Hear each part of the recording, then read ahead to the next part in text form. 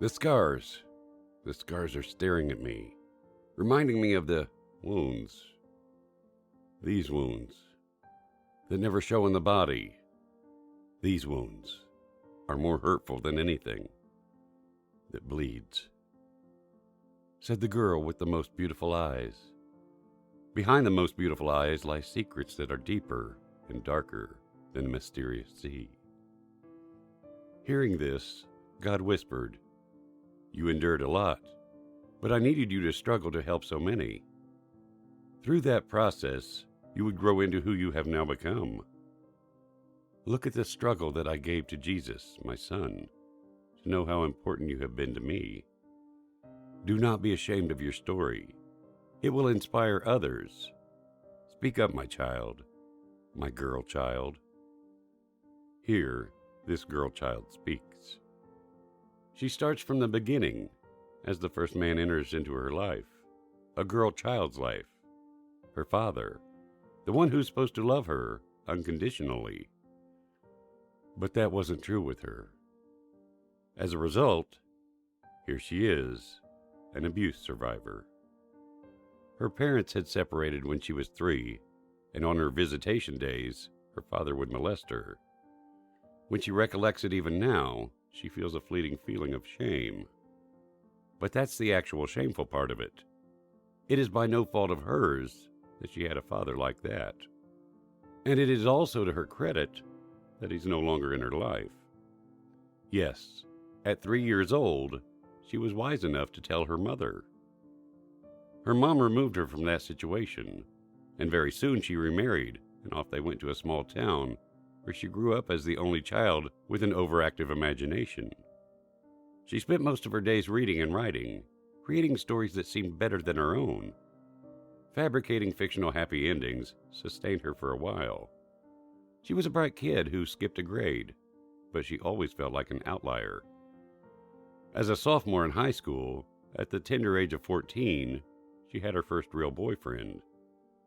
Those were exciting times. She loved the feeling of desire. She was convinced that the fairy tales were coming true. This boy, or any boy, would be her white knight. After all, he chose her. Little, old, abused, and abandoned her. But there was a catch to this happily ever after. The boy was technically a man. At 20 years old, their sexual relationship was illegal. Everything was consensual, but that doesn't matter to the state.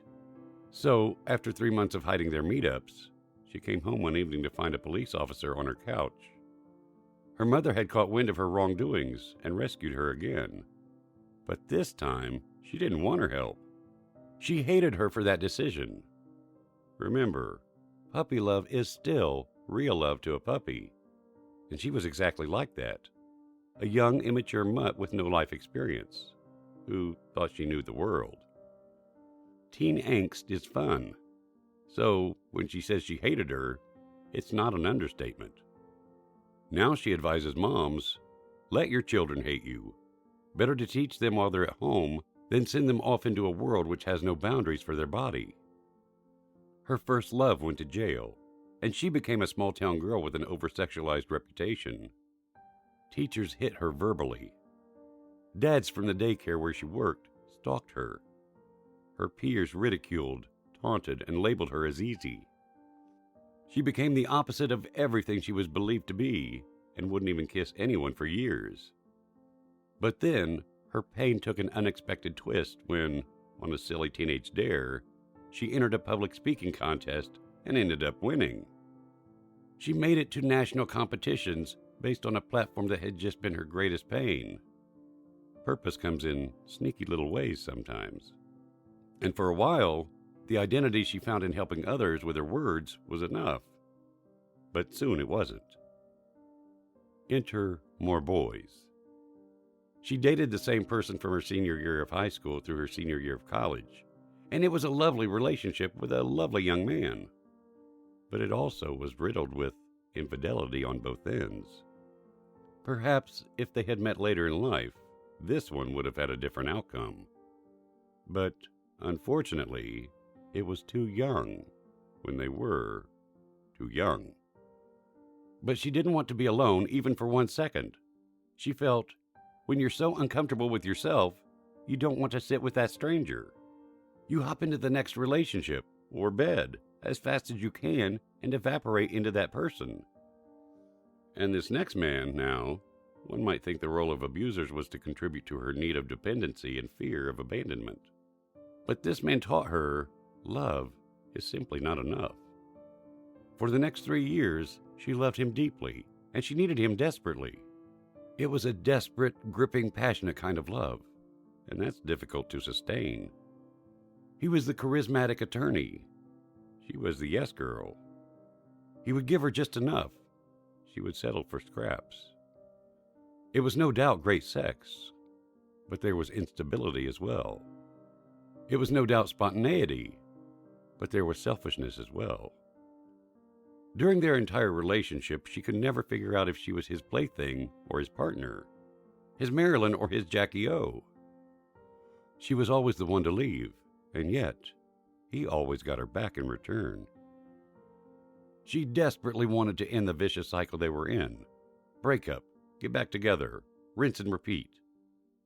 At that same time, she stumbled upon a book that said 60 days of silence was necessary after a breakup to let emotions subside and possibly salvage any form of friendship thereafter. So that was her goal. Not talk for 60 days and see where things settled. But that period of time changed them, particularly she could feel the change. She decided to move to a new state. Looking back, she still can't believe that the broken girl could be so bold.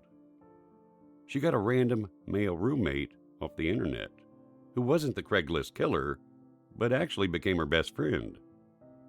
She spent the next year single for the first time in her life. It was uncomfortable and pleasurable as well. She joined dating sites, then quit. She drank, ate in excess, danced all night, lived in a brownstone, excelled in her career, and found a girl who had been buried underneath fear her entire life. She went for therapy as well. When her husband entered into her life, she'd grown up from her fairy tale fantasies. She'd rescued herself. Once she gauged her value, she attracted someone of equal worth. Their married life isn't without any hardships. They'd been gifted with chronic illness and 2 kids with autism. But its foundation was built on full disclosure. To see herself and accept it as a gift is the one she gave as a gift to herself first, and then allowed the right man to fill in the gaps. Other people's words have raised her. It's time to pay forward on behalf of the little girl who was abused and had locked herself in her bedroom to read. For the teenager who was raped but chose to enter an oratory contest. For the 20-something who ended the cycle of dependency in 60 days and somehow found herself in a foreign city. And for the grown-up woman now, who often loses herself to motherhood, but still finds time for self-care. Now listen, these words are for everyone. This is not just about the actions of men, but it's really about the little girl who spoke up and the grown-up woman who still does. Guys, remember, our words can create a bigger ripple than anyone's unwanted actions ever could. Abuse changes your life. Fight back. Change the lives of your abusers by breaking your silence on abuse. Is it more shameful to be raped than to be a rapist? It's high time you remove such dirt from this beautiful world and fill the beautiful-eyed girl with self-esteem and joy. Please like, comment, and share. Join us and change lives. Pleased to have you around. Blessed we are to get connected with you.